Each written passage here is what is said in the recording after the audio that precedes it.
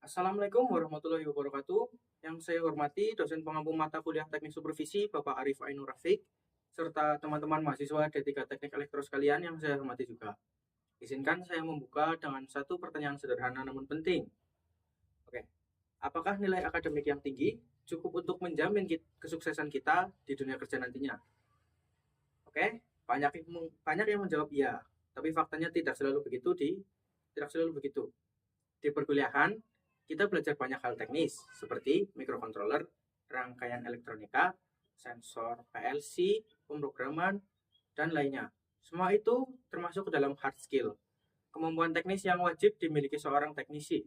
Namun, menurut World Record Economic Forum dalam Future of Job Report, skill yang paling dicari perusahaan di era modern bukan hanya kemampuan teknis, tetapi communication, teamwork, leadership, complex problem solving, serta critical thinking. Dengan kata lain, di dunia kerja, soft skill punya peran yang sangat besar. Bahkan dalam banyak kasus, lebih besar daripada hard skill itu sendiri. Kenapa perusahaan sangat menghargai soft skill? Oke, ada fakta menarik menurut LinkedIn Workplace Learning Report. Lebih dari 90% manajer rekrutmen menyatakan bahwa jika harus memilih, mereka lebih memilih kandidat dengan soft skill yang kuat dibandingkan hard skill saja. Kenapa? Karena banyak perusahaan menemukan masalah bukan terletak pada kemampuan teknis karyawan, tetapi pada komunikasi dan kolaborasi yang tidak berjalan dengan baik. Contoh sederhana saja, misal seorang teknisi ahli PLC ketika menghadapi error di lapangan dan supervisornya bertanya, masalahnya ada di bagian mana? Kalau teknisi itu tidak bisa menjelaskan dengan jelas, hasilnya tim bingung, penanganannya menjadi lambat, pekerjaannya tertunda. Padahal masalahnya bukan pada teknisnya, melainkan pada penyampaian informasi. Di industri, kita tidak hanya bekerja sendiri, dan harus diingat, di dunia industri hampir tidak ada proyek yang dikerjakan sendirian. Satu instalasi sistem bisa melibatkan bagian mekanik, bagian kelistrikan, dan supervisor. Bagaimana kalau komunikasi antar tim itu buruk? Salah informasi sedikit saja bisa membuat pekerjaan salah, kemudian biaya membengkak, dan deadline-nya molor, dan bahkan menyebabkan downtime produksi. Menurut McKinsey Global Survey, lebih dari 40% keluhan perusahaan terhadap fresh graduate adalah lemahnya kemampuan komunikasi dan kerjasama tim. Jadi, masalahnya jelas. Hard skill kuat, tapi soft skill-nya lemah. Saat kita naik jabatan, soft skill akan semakin penting. Mungkin sekarang saat kita menjadi mahasiswa, tugas kita hanya sekedar memahami materi, menyelesaikan praktikum, mengerjakan proyek. Tapi kalau misal nanti kita menjadi teknisi senior, supervisor atau kepala tim, yang dinilai bukan lagi seberapa hebat saat kita bekerja sendiri, melainkan seberapa baik kita membuat orang lain bekerja lebih baik.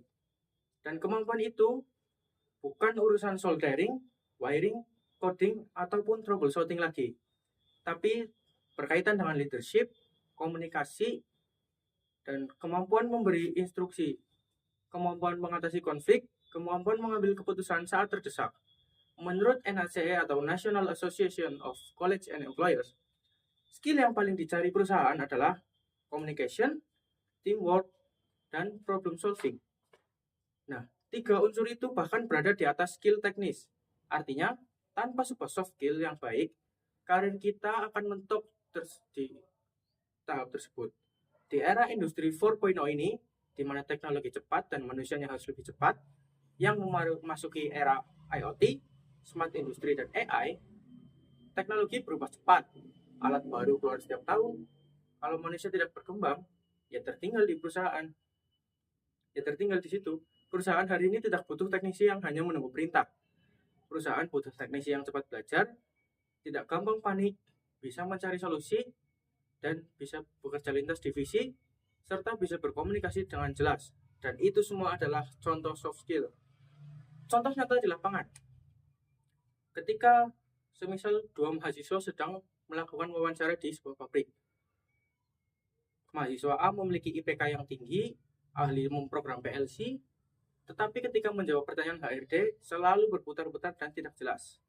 Sedangkan mahasiswa B memiliki kemampuan teknis yang standar, tetapi ketika menjelaskan pengalaman, alur troubleshooting, dan hasil kerja, dia menjelaskan dengan runtut dan percaya diri. Nah, mana yang perusahaan akan pilih? Banyak perusahaan akan memilih mahasiswa yang B, karena hard skill itu bisa dilatih, tapi soft skill butuh waktu untuk dibentuk. Jadi apa yang harus kita lakukan? Soft skill tidak muncul dalam satu malam. Tidak bisa diinstal seperti hardware.